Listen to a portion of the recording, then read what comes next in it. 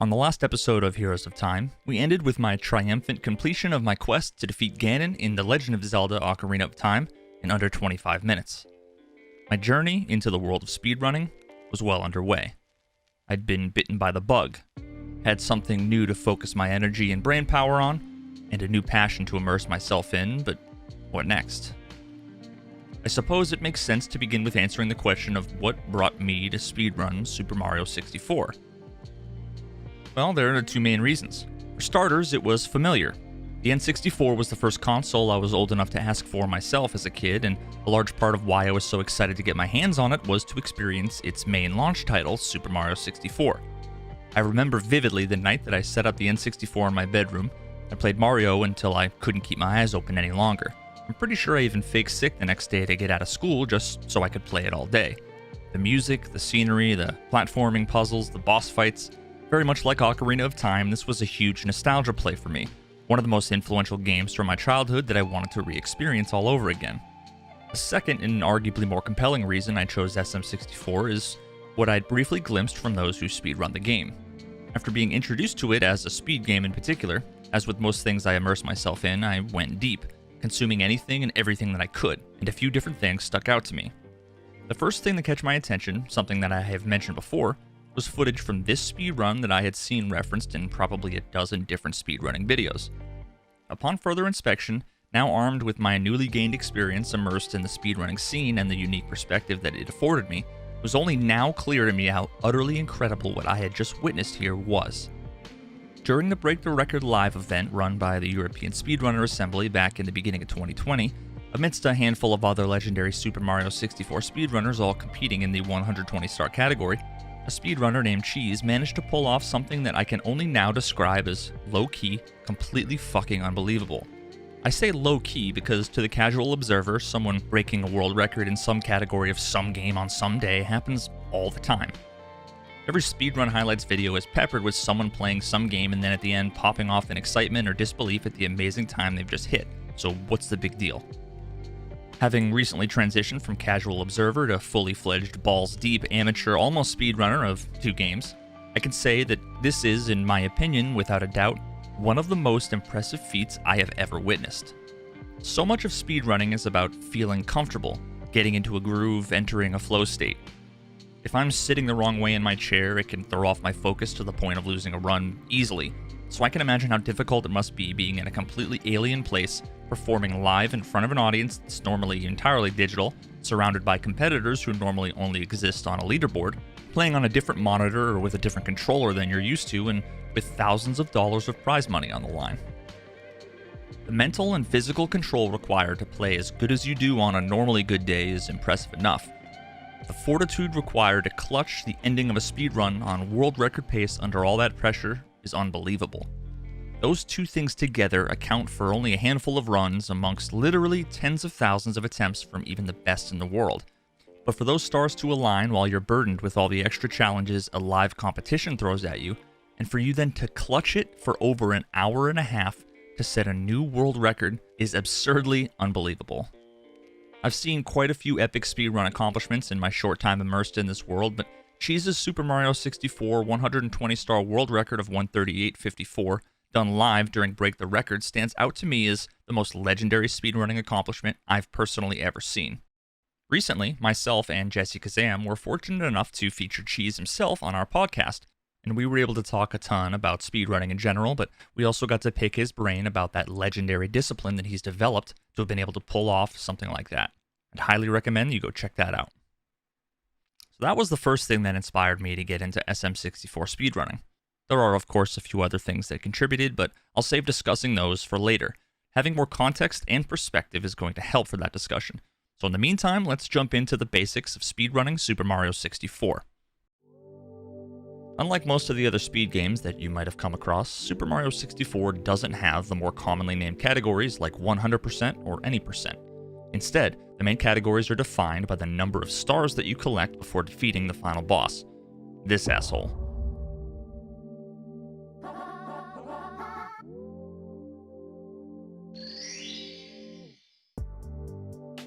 Completing the game fully, the equivalent of a 100% playthrough of SM64, requires collecting every star in the game for a grand total of 120 stars across 15 or so standard levels with some additional secret areas and hidden Easter eggs sprinkled throughout. This involves completing 3 Bowser levels, first defeating Bowser twice to obtain 2 large keys, one used to unlock the basement and the other used to unlock the upstairs, which ultimately leads to the final Bowser level and boss fight. The most skilled players in the world can achieve this insane feat in under 1 hour and 40 minutes.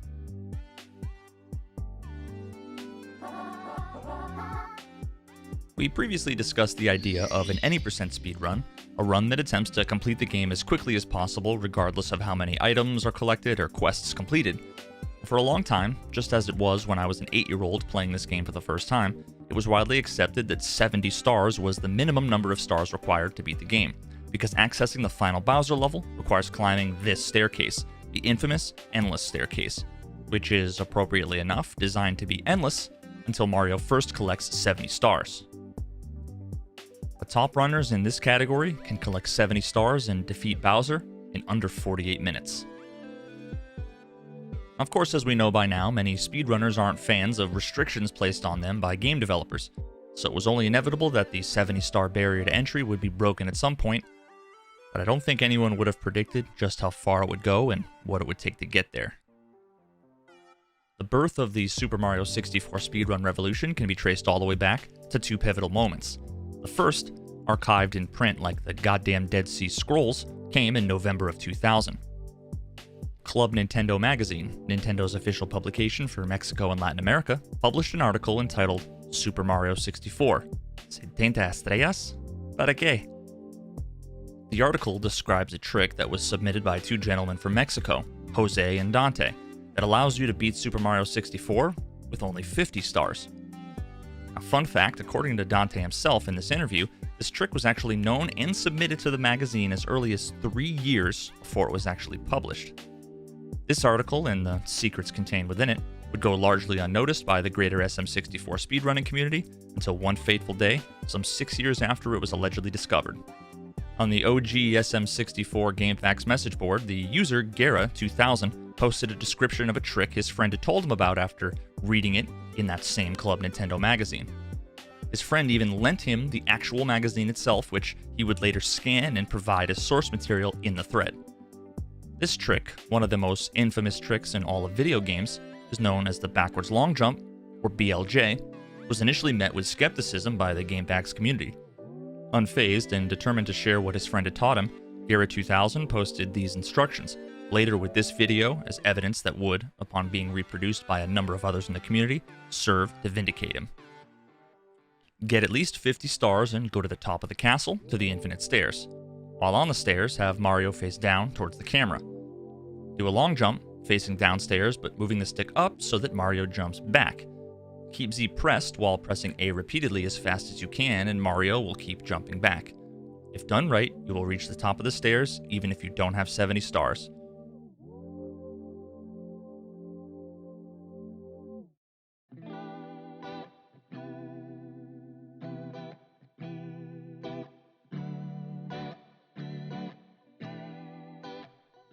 I literally cannot fathom that an actual paper letter was mailed to Club Nintendo by some kids in the 90s and survived, likely crammed amongst stacks of papers and buried underneath post-it notes and manila folders on some guy's desk for 3 years before it was eventually dusted off and then considered for publication. And then, another 3 years later, some kid happened to pick up the magazine and read it, then show his friend, Gera2000. The goddamn modern version of that dude who survived through the triumph of the Battle of Marathon in 490 BC and ran 26 miles to notify the people of Athens of the good news. For the sake of time, I'm not going to be getting into the underlying mechanics of all of the crazy speed tricks and glitches in this episode. I'm saving that for the next installment. But for now, here we were. The new quote-unquote any percent route now involved collecting enough stars to unlock the 50-star door, and then used BLJs to get past the infinite staircase. But of course, it didn't take long before the power of the BLJ was applied more liberally throughout Peach's castle. So we know that BLJs worked, at least in part, because of some interaction between long-jumping Mario and the stairs, and at this point, the next major speedrunning obstacle was the 50-star door, the door at the top of this set of stairs. Sure, this staircase was, well, finite, but does it actually surprise anybody that the next logical leap was to attempt a BLJ here to see what would happen? As soon as this was discovered, the 50-star barrier had been lowered to just 31 stars. 30 stars to get into Dire Docks, and upon collecting the final star above the submarine, gave access to the second Bowser level, and the final key needed to get to the upstairs. It took about a year for the next SM64 speedrun discovery to see the light of day, this time coming from a user named Dom Dunk, who claimed that he had discovered a way to beat the game with 16 stars. What was the linchpin this time? Was it the BLJ again? Not quite. In fact, it wasn't what made this skip possible, but rather whom. The answer? This fucking asshole.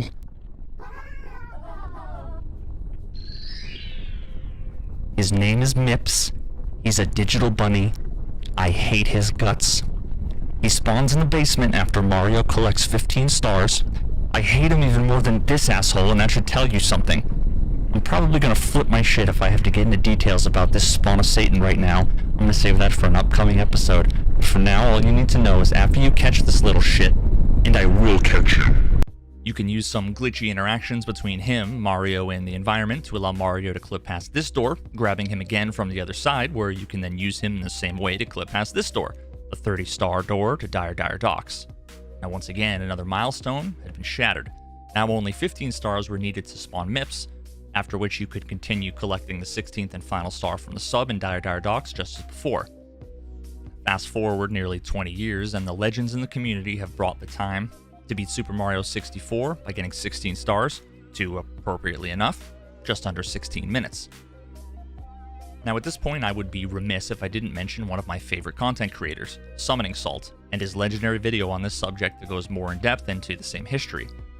I could do largely what he's already done and explain the next two major SM64 speedrunning breakthroughs, or I could give you a little bit of a teaser to one of my favorite parts of his video and recommend that you go check it out for yourself. If you like his content from me, you'll love his content and you should subscribe. In October 2006, YouTuber Mr. Robert Z uploaded a video of some glitches that you could do in the castle lobby.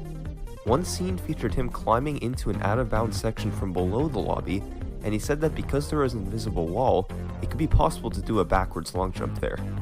For a while though, nobody was quite sure if it would be valuable or not to do a backwards long jump there, and it sat in the backs of the minds of many for several more months.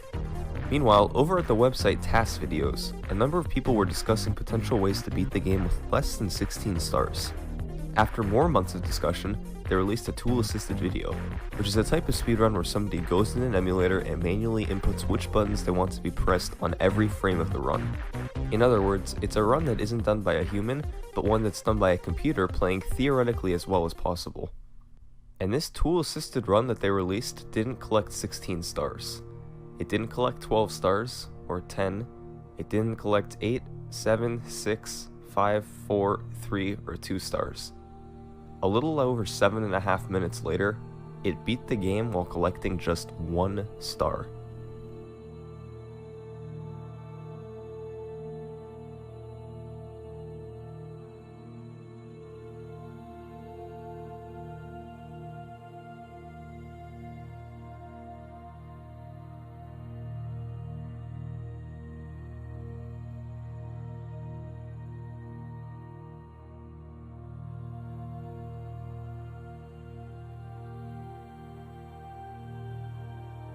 How could they have possibly done that? Great question. To find out how they did this and then later took it to its logical conclusion, beating SM64 with 0 stars, go watch SummoningSalt's video. Nevertheless, the fastest runners in the world can complete the 1-star speedrun in a bit over 7 minutes, and the 0-star speedrun is currently sitting at the mid 6-minute mark. Now, if you recall from the first episode of this series where I learned how to speedrun The Legend of Zelda Ocarina of Time, I had mentioned what my criteria was for the sort of speedrun that interested me personally and was going to be good for this series. I recently watched a video where this legend, my new friend Cheese and multi-time world record holder in Super Mario 64, describes perfectly what category I chose and why.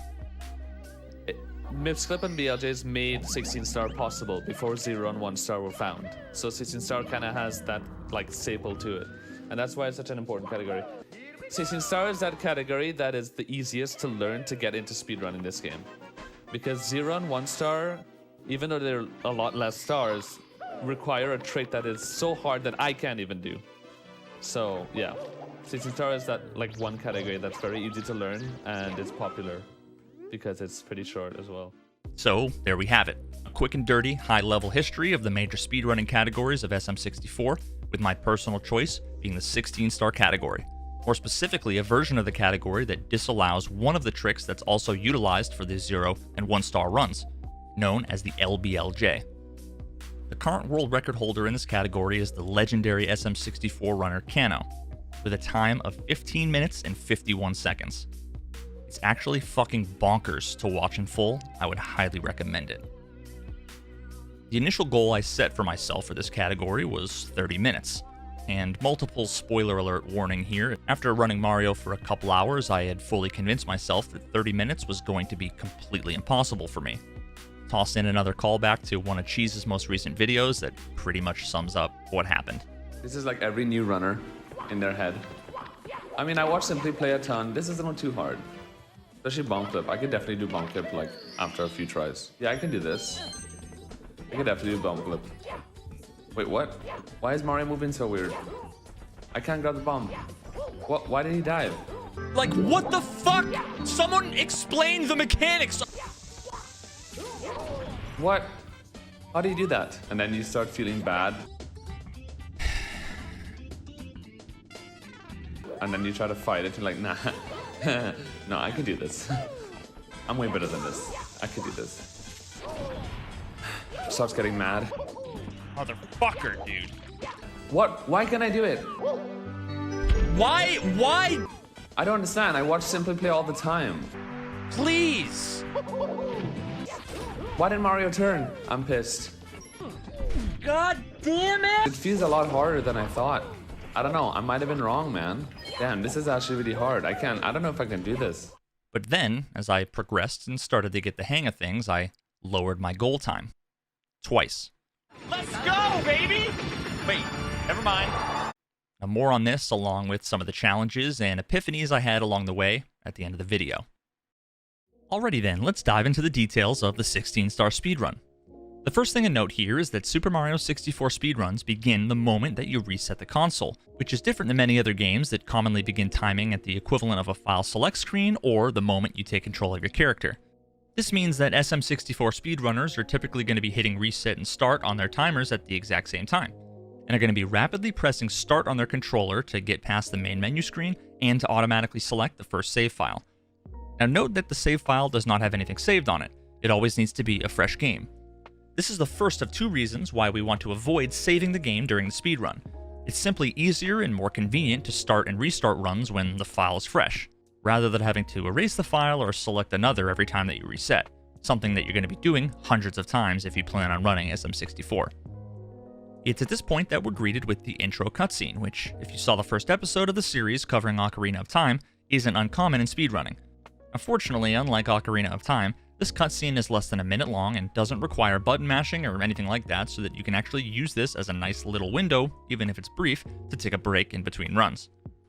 Now, one more thing worth mentioning here is that you'll notice I'm running on the standard North American English Nintendo 64 version this time around.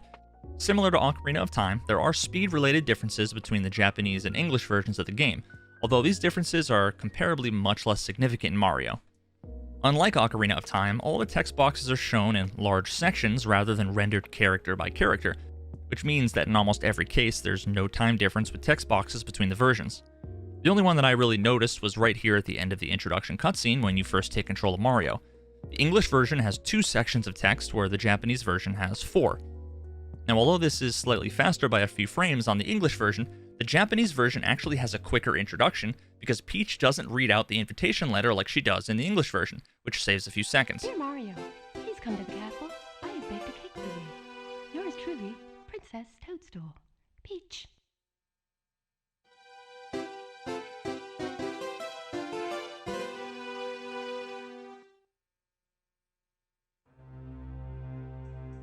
In the grand scheme of things, unless you're contending for world records, the differences between the Nintendo 64 language versions isn't really something that you're going to have to worry too much about. Alright, let's dig into the route itself.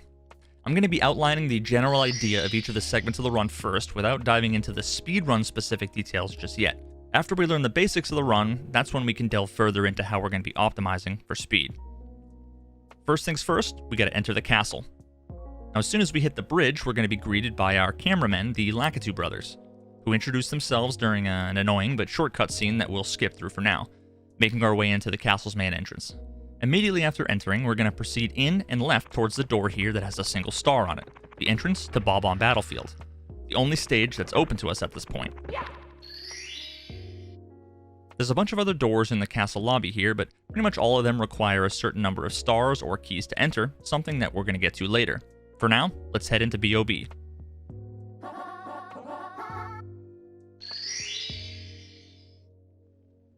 Now inside BOB, we're going to make our way over to this chain chomp so we can grab the star he's got hidden behind the bars over here.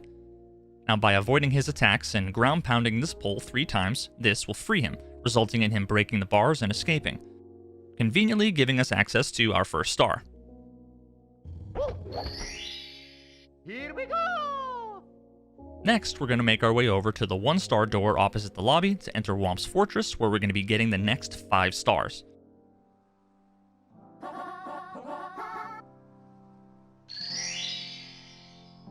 The first star we're going to be getting here is actually one of the most complicated and confusing ones, but for now, let me explain how you'd go about collecting it normally. If you take a look at this triangular portion of wall right here, you'll note that there's a star hidden inside of it. You can actually see what appears to be a crack of sorts right here. After gaining access to this cannon over here, Mario can jump in and shoot himself towards the wall, which will break the corner off, exposing the star, which you can then either use the cannon or make your way up the long way to collect. Now during our actual speed runs, we're not going to be using the cannon at all, but I'm going to be getting to that later. The next star in our lineup is sitting out in the open on a hanging ledge around the corner and down the ramp from the cannon. Now there's a bunch of different ways to get up here. You can pretty much use any combination of jumps, wall kicks, side flips, stuff like that. Third, we're going to be making our way up to the top of the level to take on Whomp, who's going to give us a star after we ground pound him on his back 3 times. Here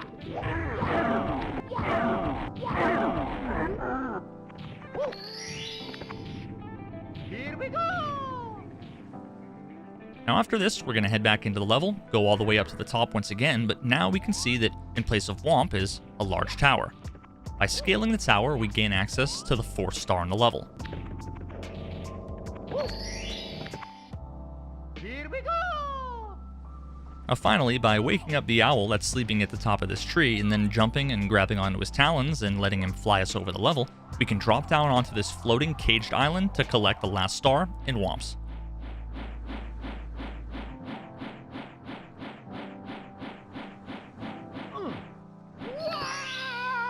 Here we go! Now at this point, we're going to make our way back across the lobby to the 3-star door, opening up the entrance to the next level, Cool Mountain.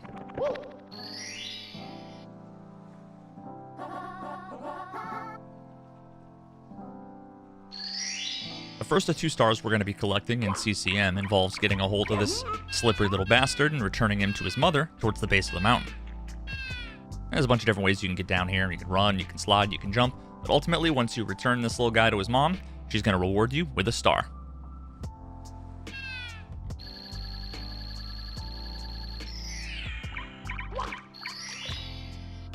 Here we go! The other star we need to collect inside CCM is down here in this little alcove and set into the side of the mountain. Managing to land on the ground here, and then after we do a little bit of parkour to make our way up to this area, we can collect the floating star.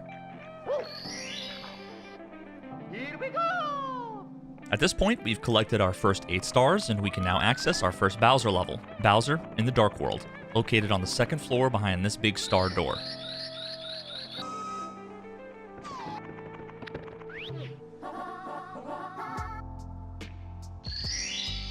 All of the Bowser levels are pretty straightforward. They're mostly linear sprints to the finish, filled with enemies, traps, and all sorts of different obstacles along the way. One thing common to all the Bowser levels are areas with 1 or more moving platforms that operate on a fixed cycle, something that will be quite important later on. But for now, all we need to do is make it to the end in one piece, and we can take on our first Bowser fight.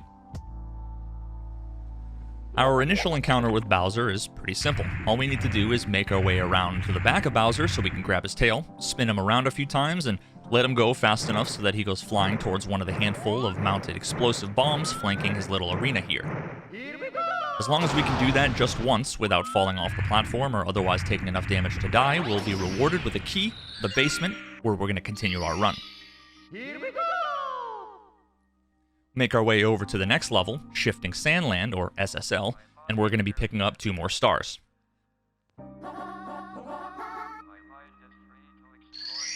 The first is held by this big bird called a klepto, from whom, ironically enough, we're going to be stealing from. This big old bird flies the same pattern over and over again, and one of the easiest ways to nab the star from him is to jump to it while he flies over this pillar.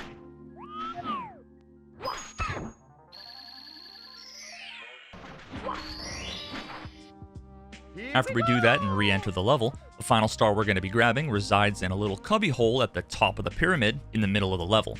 We can scale up the pyramid using these increasingly narrow, winding edges going all the way up to the top, and we can grab our 10th star.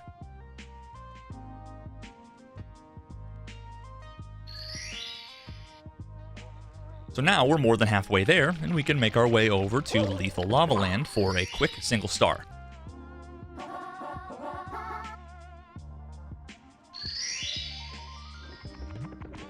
Now let's make our way over to this set of moving platforms, being as careful as possible to avoid the appropriately advertised lethal lava surrounding us, and collect these 8 red coins to spawn this star for number 11.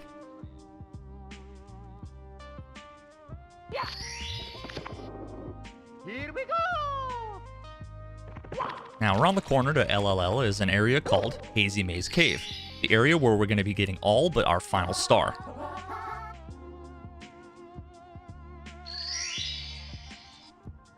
First star we're going to be getting is located on this island in the middle of a little underwater lake occupied by this big gentle boy we can use to help us get up there.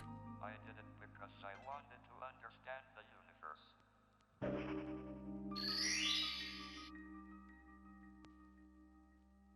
Now anytime after we've collected 12 stars, right outside the entrance to HMC is Toad, who's going to give us another star. Here we go! The last 2 stars are on platforms inside of HMC. One is up here, Here we go! and another is up here, past the rolling rocks.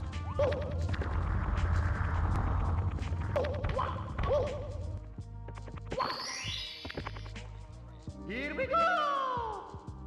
Now, as noted in my history overview earlier, this is where things get a bit interesting. At 15 stars, Mips the rabbit spawns. We're going to need to get our hands on him to do Mips Clip, but of course, we have to catch him first. As a kid and a speedrunner new to Super Mario 64, and admittedly as a speedrunner that's no longer new to Super Mario 64, this can often feel like an impossible task.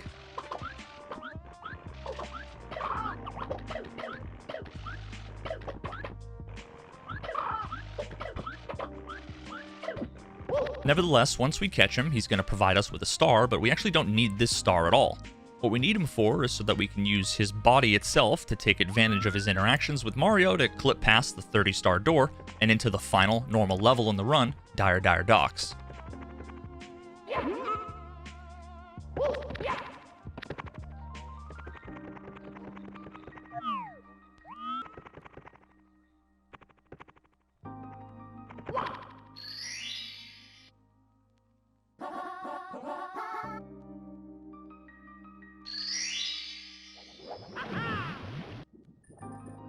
We're going to swim our way over to the submarine, fighting against the insane amount of lag that the N64 experiences trying to render the relatively massive amounts of polygons in this room, and then after we do some careful jumping and platforming, we can obtain the 16th and final star in our run.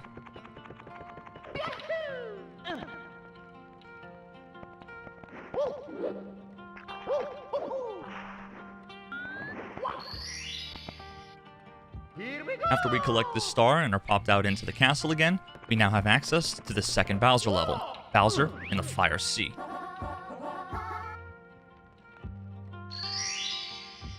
Now, much like the first Bowser level, this is a fairly straightforward path right to the boss fight, although this boss fight introduces one more layer of complexity.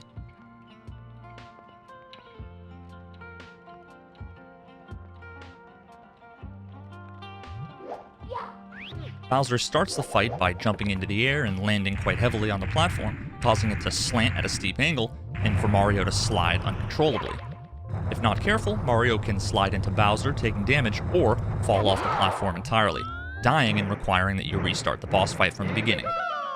Just like the first fight, we only need to land one of our throws, and after defeating him for the second time, we can collect a key to the upstairs and make our way to one of the most pivotal aspects of the run, BLJs. Because we're actually trapped here behind the 50-star door, we actually need to re-enter Bowser in the fire sea so that we can do a quit level from inside of it, which will bring us back to the lobby where we can then access the upstairs.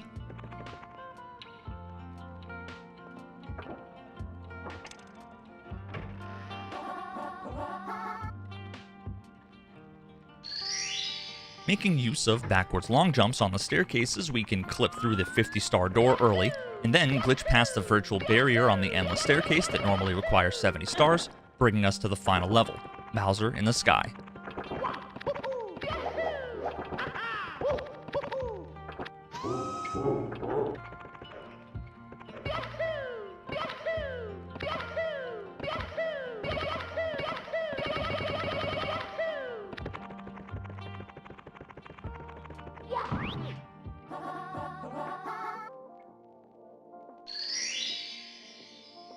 The same story goes for this Bowser level, it's just a little bit longer and more complicated, with the same pattern following with the Bowser fight itself.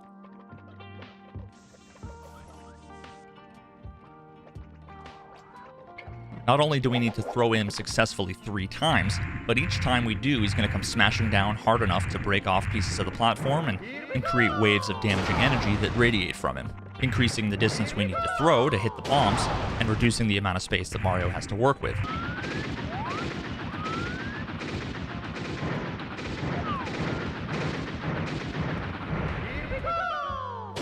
And after 3 successful throws, we've defeated Bowser, and we can stop the timer at the exact moment where we touch the final star, and the ending animation begins to play. Our 16-star speedrun is complete. After initially learning the route, I needed to make my splits and do my first ever run-through from start to finish. Needless to say, this didn't go without its hurdles. I could definitely do bump flip like after a few tries. Yeah, I can do this. I could definitely do bump flip. Alright, I got the bomb. I'm gonna do bump flip. Oh shit. Well, Why is Mario moving so weird? What? Why did he dive? no, dude! And then you try to fight it and like, nah. No, I can do this. Holy fucking god. Starts getting mad. What? Why can't I do it? Fuck! Wow. You know, it feels a lot harder than I thought. I don't know, I might have been wrong, man. This is so hard.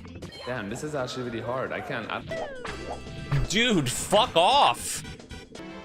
Oh, shit. Motherfucker. Dude! Why? Dude! Fuck! Motherfuck. No! Okay, well... Fuck, dude. I keep trying to do things like Ocarina of Time, and it just doesn't work like that.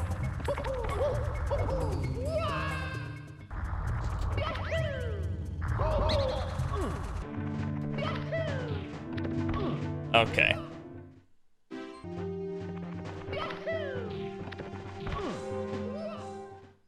No. Dude, this is like one of the, like, it's gotta be the easiest fucking final boss of any fucking video game. Like, even though I was abusing the hell out of the practice ROM save states and still getting game over multiple times, and I even accidentally stopped the timer much earlier than I should have, I ended my first run with just about an hour and 40 minutes on the clock. Yikes. Of course, this was only my first run, what did I really expect? Naturally, anything remotely resembling proficiency was going to be quite a ways off, but at this point I was surely thinking to myself, how in the actual fuck am I going to reduce my time of nearly 2 hours to under 30 minutes? Well, Coming up on the next episode of Heroes of Time, my progress over the course of the first few weeks, tirelessly grinding, researching and analyzing my runs, and runs done by those better than me. I hone my skills and discover new techniques, totally changing the game, bringing me closer to my goal far faster than I ever expected. But amidst all the exciting peaks of progress I'd make, of course I'd find myself stuck in a valley or two along the way, keeping me humble. At least I'm gonna have a pretty sick, like, fail montage. God, fucking... No, dude, why? Ah! Ah!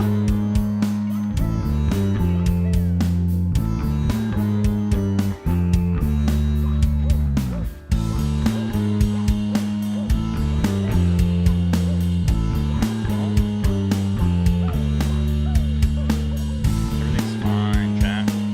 Everything's fine. I fucking love this game right now, dude. I love it. Fuck. Come on. Dude, I'm fucking losing my mind, bro. I need help. Ah!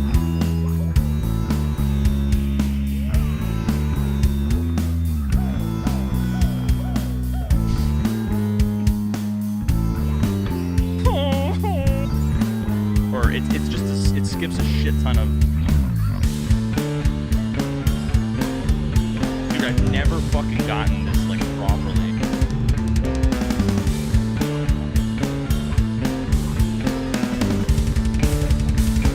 I just. What the fucking shit balls fuck. Oh my god, I'm fucking losing it. No!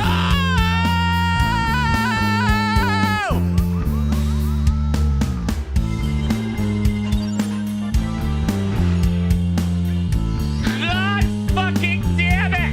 Fuck! Shit! You asshole!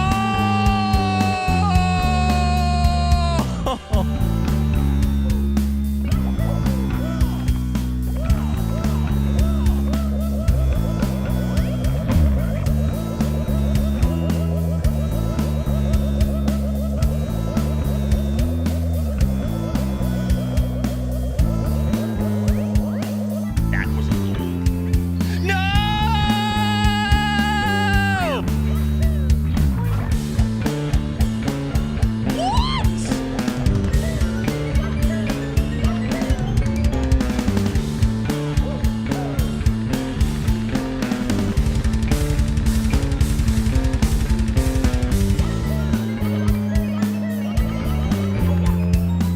No!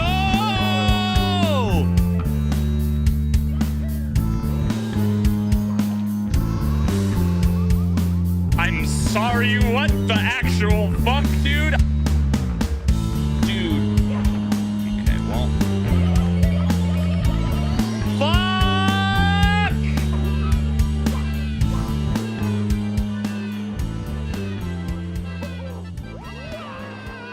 Bye, have a great time. I can't wait to show you guys more of the highlights and the lowlights of my time running Super Mario 64 on the next episode of Heroes of Time.